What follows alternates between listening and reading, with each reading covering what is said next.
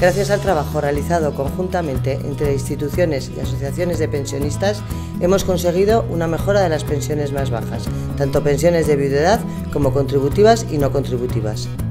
Tenemos que seguir trabajando para incrementar las pensiones actuales de manera paulatina hasta llegar a los 1.080 euros. Y seguiremos reclamando todas las transferencias en materia de seguridad social y dando los pasos necesarios para un sistema público propio de pensiones.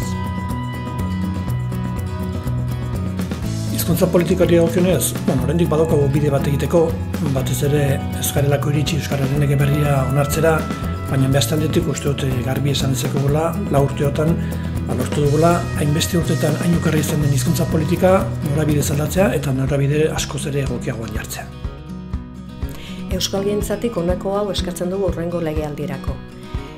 Lurralde osoan euskara hizkuntza ofizialtzat joko duen eta herritarren hizkuntza eskubideak bermatuko dituen legea onartzea.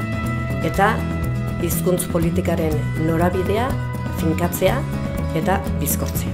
Gracias al trabajo conjunto con sindicatos y agentes sociales, hemos aprobado una nueva ley de contratos públicos que garantiza empleo digno y de calidad para todo el personal subcontratado por las administraciones públicas. Tenemos que seguir profundizando en la reforma del Servicio Navarro de Empleo, para garantizar que las contrataciones sean públicas, transparentes y paritarias, poniendo fin a los privilegios de los sindicatos del régimen. En estos 4 años hemos trabajado en una política cultural de calidad, accesible y cercana, que innova y se adapta, haciendo de Iruña una ciudad más abierta y plural. Kultura adierazpenak ezinbestekoak dira zer garen eta zer izan nahi dugun ulertu eta eraikitzeko. Aldaketan gehiago sakontzea ezinbestekoa da, pauso sakon eta bultzada nabarmena emateko kultur sorkuntzari.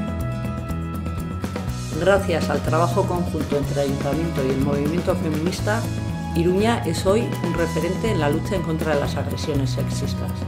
Sí, ya hemos conseguido mucho, pero queremos seguir adelante. Adelante hasta que consigamos una Iruña feminista y libre absolutamente de agresiones sexistas. Elkarrekin geldi ezinak gara. Juntas somos imparables.